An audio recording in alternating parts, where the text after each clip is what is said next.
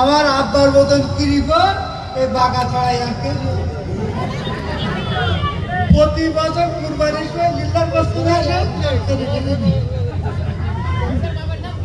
আর আব্বার না আব্বা এত কীর্তি আমার লুঙ্গি কিনে দিল সে আমার তখন 2 বছর বয়স তখন এখন এসে খাইতেছে মাথা এত কীর্তি আমার না আল্লাহ আমার পুজো দেয় না আল্লাহ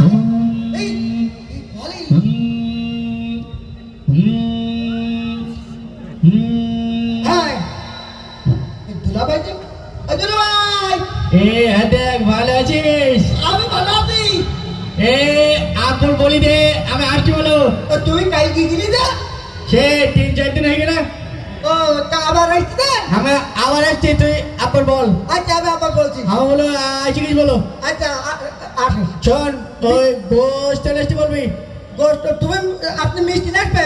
ওরা আসে বাগাছাড়ায় অনুষ্ঠান দেখতে গিয়ে সব দোকান বন্ধ, সব দোকান বন্ধ, কোনো মিষ্টি দোকান খোলা নেই। একটুখান খেয়াল। আচ্ছা আমি পালিয়ে আসবো, তুই আবার বলিস। আচ্ছা আচ্ছা ঠিক আছে।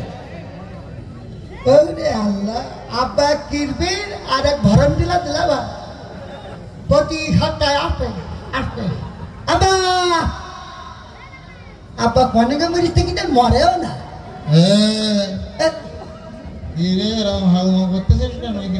আব্বা তুই কনে গেলেন? হ্যাঁ কনে গেলেন তুই? তাও তোর বেঁচে বানায় নাকি? এদিকে আব্বা ওই দুলাভাই ফোন করি তোমার জামাই মরে গেছে না? আলহামদুলিল্লাহ রাব্বিল আলামিন। মরে নেই আপন ভাই স্বামী না? হ্যাঁ তো ও কি মরিছে হয় কি না? মরিনি। ইন্না লিল্লাহি ওয়া ইন্না ইলাইহি রাজিউন। এখনো মরেনি। ও হাইস্টিতে হ্যাঁ আমি বৃষ্টি আনতে গত পরশুদিন মরে গেল। জামাই এরকম করলে আসলে ওরকম করতে দেয়। হ্যাঁ তুই উল্টো বেলা করবি না একদম। আশ্রয় নারী বের করতে মতো একদম তরিত পাগলামি তার দেশ। আর কি বাবা গোশ খাচ্ছি না? গরু গোস্ত আনতে কি 3 কেজি গত কুরবানি দিনে গোস্ত খালি আবার কুরবানি আসার মতন হইল। প্রত্যেক কুরবানির মধ্যে আবার গোস্ত কিনতে তোমাকে। বাবা হ্যাঁ গরুর গোস্ত আনতে কি? হ্যাঁ গরু গোস্ত সলাম বলতে হয়ে গেল। আমরা যে ভেখানে করি ভেখানে করি। হ্যাঁ মারকে ওই বলছি যে কাজ হয়ে যাবে না। আমি বলে গেলাম বলো না ও হ্যাঁ ভাই ঠিক জায়গায় আসতো। হ্যাঁ আমাকে বাড়ি না তোর শ্বশুর বাড়ি। ও ঠিক আছে তাহলে ঠিক আছে না? আর এটা তো শালা না এটা এটা ভালো রাজি। হ্যাঁ ভালো আমি দেখতে পাই তা সে সন্ধ্যেবেলা হয়ে তো অত ভালো দেখতে পাচ্ছি না। তো মিষ্টি গো ওই দেখ শয়তান ও টুকরাই মিষ্টি শয়তান সজ্জা শয়তান সজ্জা আব্বাই নাই। হ্যাঁ আব্বা আগে শয়তান সজ্জা তুই মিষ্টি কই? এই তুই আমার পা তুই না ওই না আমি যাই কি জামাই ওরকম তো মারতি নেই আরে না আমি বুঝে উঠতে পারি না বাপ। তুমি তো তোর পা স্লিপ করি। হ্যাঁ আচ্ছা আমার শরীরের উপরে পাহাড় পড়লো কানতে। আমার আব্বা পা স্লিপ করে তো ঘাড়ে ফাড়ি। ও তোর মুখের পর পড়তে পারেনি না তো মিষ্টি কো তুমি আমার পা খুঁজি বাবা না বেদ দিনও পাওনি বাপুরে। ওই মিষ্টি তো সুবিধা ওই রে মিষ্টির কথা কর দিদি না আইডি দাও তোদের এখানে কানা আছে কুকুর রে না কালো কুকুর আমি মিষ্টি আনতে গিয়ে ওখানে আমি পড়ে গেছি আছে মিষ্টিটা মানে ধরবি কোন দিক তোর মেরি দেখ আব্বা কোন দিক তোর মেরি তুই কুকুর বলতে পারিস না? হ্যাঁ আমি বলতে পারছি হেলদি কুকুর তো। হ্যাঁ ঠিক আছে হ্যাঁ বলতে পারছি। কেমন দে কালো কুকুরটা চাই। হ্যাঁ বুঝা গেল। হ্যাঁ হ্যাঁ কুকুর কি কুকুর আমরা তো বুঝি ফেলাইছে। কুকুর আবার হইল দেয় নাই।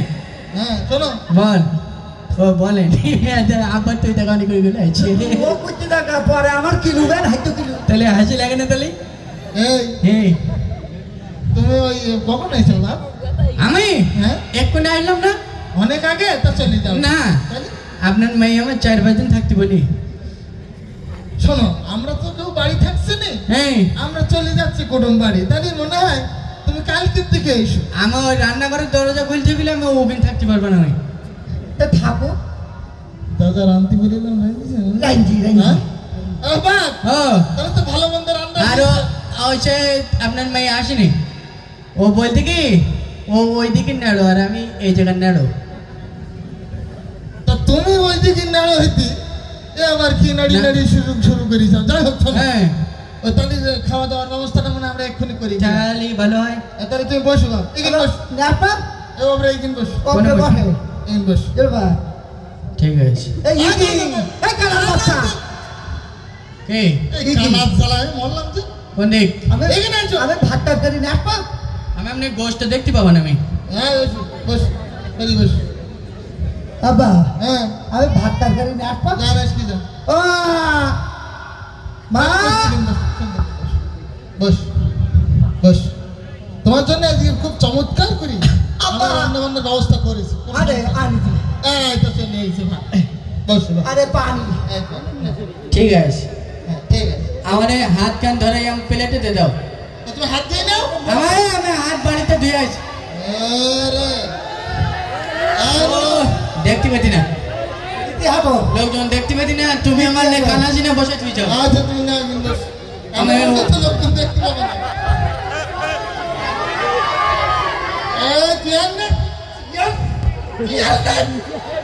তোমার বাড়িতে বসি তাই বাড়িতে আল্লাহ ও গুলাই পা দিছ কে আর একটা চেয়ার দাও দি আমার তো মেরি ফেলতে হবে তো না না আমি এরকম তুলতে দিছিলাম তুমি মানে বুঝতে পারো ওই গুলাই পা দিই না ও মই দুয়ানা ঘরে দেখ জামাই সাজা করতে একজন পাহাড়িকে দোকান ধরছে। হ্যাঁ না কিছু বলিনি। জামাই সাথে রং করি না আমি শহর বাড়ি গেলে আমার ব্যাপারে এরকম পাতার গুলো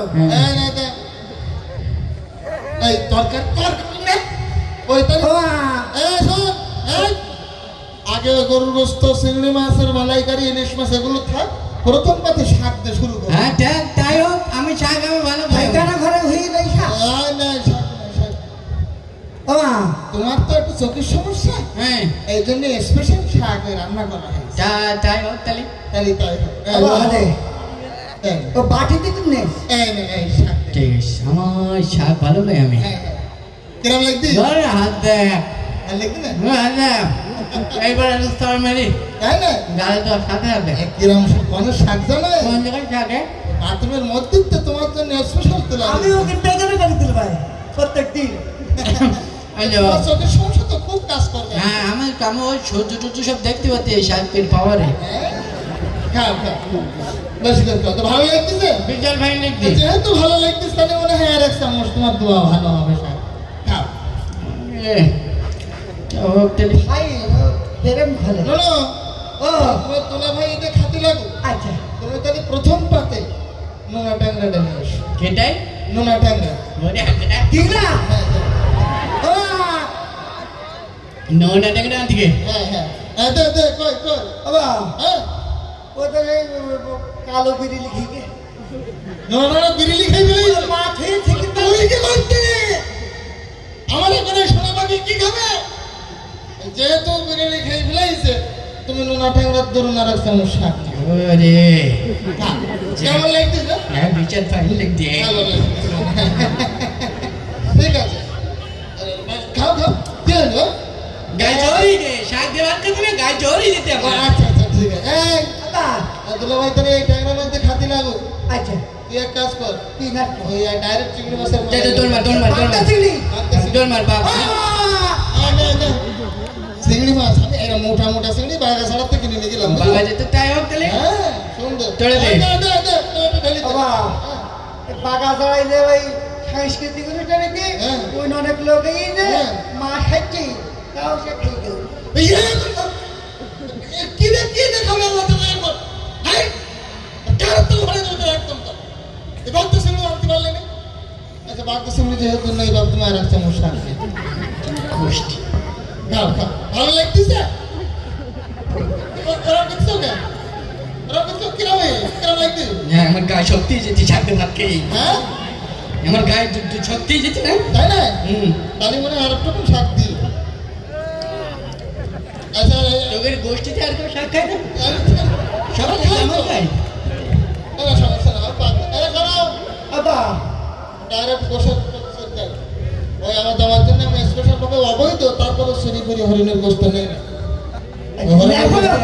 শোনে আমি রান্না করে যাচ্ছি তুই পারবি না। আমি নেই তুই যাচ্ছি তুই হরিণের গোস্তটা নিয়ে ও হ্যাঁ কেউ শুনতে পায় না তো হ্যাঁ হরিণের গোস্ত আবার হ্যাঁ ওই তার ওই মা খাইতে খাইয়ে ফেলেছে খাবার শেষ কোনো সময় খায়নি